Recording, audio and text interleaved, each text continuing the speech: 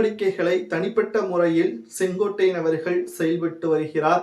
2 முறை மத்திய உள்துறை அமைச்சர் நிர்மலா சீதாராமன் மற்றும் அமித்ஷா அவர்களையும் சந்தித்துள்ளார். எதற்காக, என்ன காரணம் என்பதை செங்கோட்டையன் அவர்களது தரப்பில் இருந்து கிடைக்காத காரணத்தினால் நாம் அதிமுகவின் அரசியல் வட்டாரத்திலிருந்து செய்தி தொடர்பாளர்களிடம் இருந்து கிடைக்கப்பெற்ற தகவலை இந்த வீடியோவில் பதிவு செய்கிறோம். செங்கோட்டையன் அவர்கள் அதிமுக வெற்றி அடைய வேண்டும் என்பதை மட்டும்தான் எண்ணமாக வைத்திருக்கிறார்.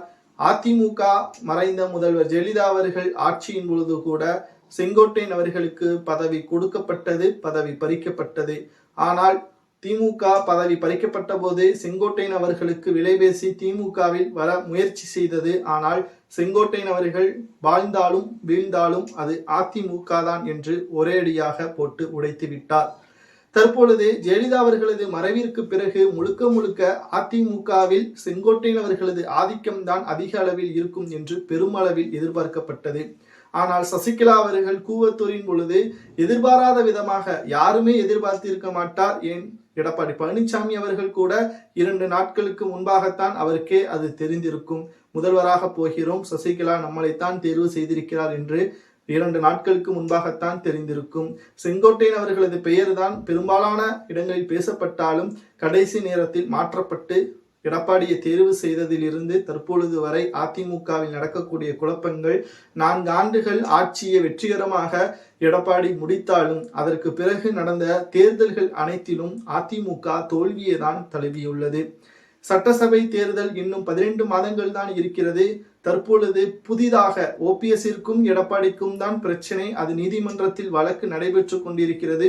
புதிதாக செங்கோட்டையன் அவர்கள் தனக்கென ஒரு பாணியில் செயல்பட்டு கொண்டிருக்கிறார். கோபிச்செட்டிப்பாளையத்தில் தனக்கென ஒரு பேனரை ஒட்டி அதில் எடப்பாடிக்கு இணையான புகைப்படங்களை வைத்து அதிமுகவில் அரசியலில் செங்கோட்டையன் அவர்களது பங்கு என்ன என்பதை மற்றவர்கள் பேசவிட்டு தன்னுடைய பெருமைகளை மக்களுக்கு மீண்டும் ஒரு முறை புரிய வைத்துக் கொண்டிருக்கிறார்.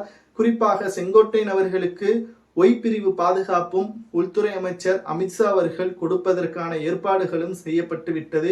செங்கோட்டையன் உயிருக்கு ஆபத்து இருக்கிறது என்ற காரணத்தினால்தான் பிரிவு பாதுகாப்பும், பலரும் செங்கோட்டையன் பாஜகவிற்கு செல்லப்பிள்ளையாகவே மாறிவிட்டார் என்றும் ஒரு சிலர் கூறி வருகிறார்கள்.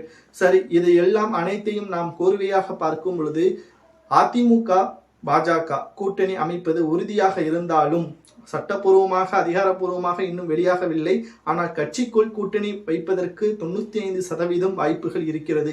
இதில் பிரச்சனை என்ன என்று பார்க்கும் பொழுது ஓபிஎஸும் சசிகலா, வைத்திலிங்கம் இவர்களை தவிர நீங்கள் கூட்டணிக்கு வரலாம், அண்ணாமலையின் பதவியையும் மாற்ற வேண்டும் என்பதுதான் எடப்பாடியின் நோக்கமாகவும் அவர்களது திட்டவட்டமான அறிக்கையாகவும் பாஜகவிற்கு கொடுத்து விட்டார்.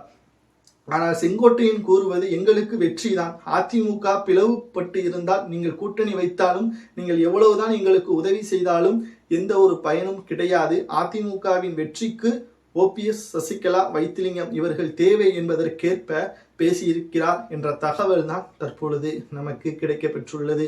இதனாலே செங்கோட்டையன் அவர்களை பற்றி எடப்பாடியிடம் கேட்ட பொழுது, அவரிடமே கேளுங்க, அவர்தானே சென்று வந்திருக்கிறார், என்னிடம் எதற்கு கேட்கிறார்கள் என்று செய்தியாளர்களை சந்திப்பின் பொழுது ஒன்றுக்கு முன் முரணாகவே பதில்களையும் கொடுத்து வருகிறார் எடப்பாடி பழனிசாமி அவர்கள். இது நேற்று வரை நடந்த சம்பவம். இன்றைக்கு எடப்பாடி பழனிசாமி அவர்கள் சட்டசபை தேர்தலில் வெற்றி அடைவதற்கான அனைத்து ஏற்பாடுகளையும் திட்டங்களையும் நாங்கள் வைத்திருக்கின்றோம், கூட்டணி பற்றியான முடிவுகளை பின்னால் அறிவிப்போம் என்று தெரிவித்திருக்கிறார். ஆனால் செங்கோட்டையன் அவர்களுடன் இணக்கமாக மாறிவிட்டாரா எடப்பாடி, அல்லது தனது பதவிக்கு ஆபத்து வந்துவிடும் எடப்பாடி பழனிசாமி அவர்கள் செங்கோட்டையனை பதைக்க வேண்டாம் என்ற நினைப்பில் இருக்கிறாரா என்பதும் சமூக வலைதளங்களில் இன்று ஹாட் டாபிக்காகவே மாறி வருகிறது. உங்களது கருத்துக்களை கூறுங்கள். செங்கோட்டையன் அவர்கள் அதிமுகவின் தலைமை பொறுப்பேற்றால் சட்டசபை தேர்தலில் வெற்றி அடையலாமா, அல்லது எடப்பாடி பழனிசாமியே தோல்வி அடைந்தாலும் அவர் அதிமுகவை கட்டுப்பாட்டில் வைத்திருக்கிறார் என்று நீங்கள் நினைக்கிறீர்களா என்பதை கமெண்ட் வாயிலாக